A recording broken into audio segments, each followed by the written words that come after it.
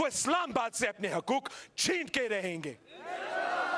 ये कठपुतलियों का पोजीशन ये है कि उनको तो अंदाजा ही नहीं था कि उनका हुकूमत बन सकता, कि वो इलेक्शन जीत सकता। यहां तक कि वो तैयार भी नहीं है, उनके पास वजीर आला का कैंडिडेट भी नहीं है। मैं चैलेंज करता हूं पीटीआई को, जीत रहे हो तो वजीर आला कौन बनेगा? कौन है आपका वजीर आला? मैं आपके सामने ऐलान कर रहा हूं, मैं आपके सामने ऐलान कर रहा हूं, मैं आपके सामने ऐलान कर रहा हूं। अमजद एडवोकेट साहब पाकिस्तान पीपल्स पार्टी का, अमजद एडवोकेट पाकिस्तान पीपल्स पार्टी का वजीर आला का उम्मीदवार है। रेस चल रहा है, हम देखते हैं कि कौन जीतता है। गिलगित बल्तिस्तान के अवाम जीतते हैं, गिलगित बल्तिस्तान के अवाम जीतते हैं या कठपुतली हुकूमत बनते हैं। हम आपके साथ शाना बिशाना खड़े रहेंगे।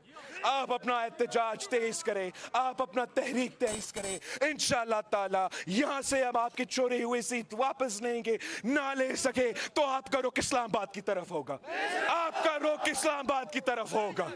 हम साथ निकलेंगे, हम साथ एहतजाज करेंगे। यहाँ के पहाड़ों की आवाज नहीं सुनेंगे तो हम पहाड़ों को उन तक पहुंचाएंगे, उनको हिला के रहेंगे। हम दिखाएंगे कि गिलगित बल्तिस्तान के अवाम बिकने वाले नहीं हैं। गिलगित बल्तिस्तान के अवाम में वो गैरत है, वो ताकत है कि आपके सोच से भी बाहर है। आप इस इलाके को जानते ही नहीं। ये मेरे भाई और बहन हैं, मैं इनका वोट का तहफ़्फ़ुज़ करूंगा, इनका हक का तहफ़्फ़ुज़ करूंगा।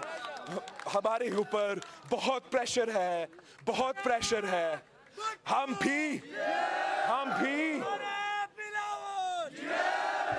हम सियासी लोग हैं, हमारे ऊपर भी प्रेशर है, हमारे ऊपर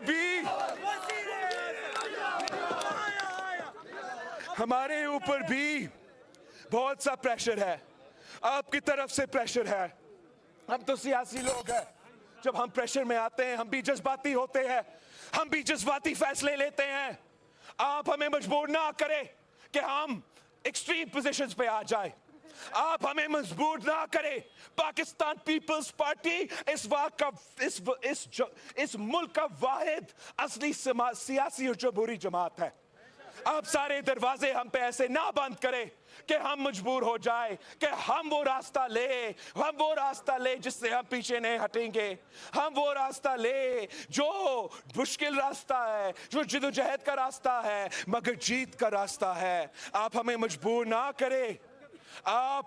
मैंने पहले भी कहा, अपना प्रेस कॉन्फ्रेंस में भी कहा था कि गिलगित बल्तिस्तान के अवाम पे भरोसा करो, एतमाद करो, इनका फैसला मानो, वरना कॉन्सिक्वेंसेस होंगे जो ना आप और मैं संभाल सकूंगा। आप सबका बहुत शुक्रिया। हम साथ हैं इस एहतजाज में। इंशाअल्लाह ताला आज रात फिर मैं प्रेस कॉन्फ्रेंस से तफसील में बात करूंगा और बाकी जो फैक्ट्स है मैं मुल्क के सामने रखूंगा। तब तक जिए भुट्टो।